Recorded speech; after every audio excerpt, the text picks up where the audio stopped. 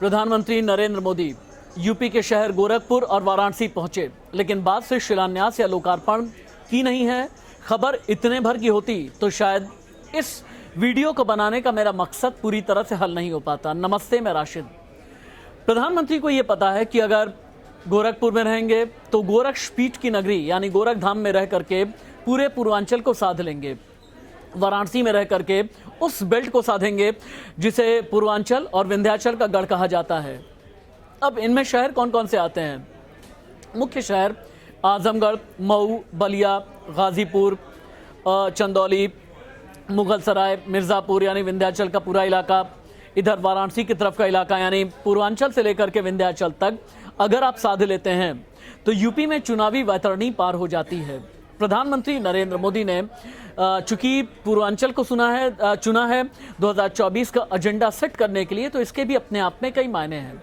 प्रधानमंत्री ने 2014 में भी आपको याद होगा संसदीय चुनाव लड़ने के लिए वाराणसी को चुना, क्योंकि वाराणसी एक ऐसी नगरी है जो शिव के त्रिशूल पर बसी नगरी कही जाती है।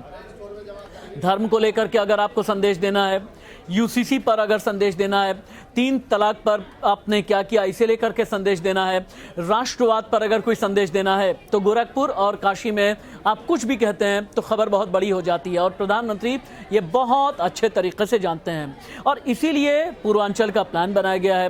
पूर्वांचल एक ऐसा क्षेत्र है जहां पर खेती होती है, जहां पर यूनिवर्सिटीज़ हैं, बहुत तेज़ी के साथ में अब पूर्वांचल बढ़ता जा रहा है।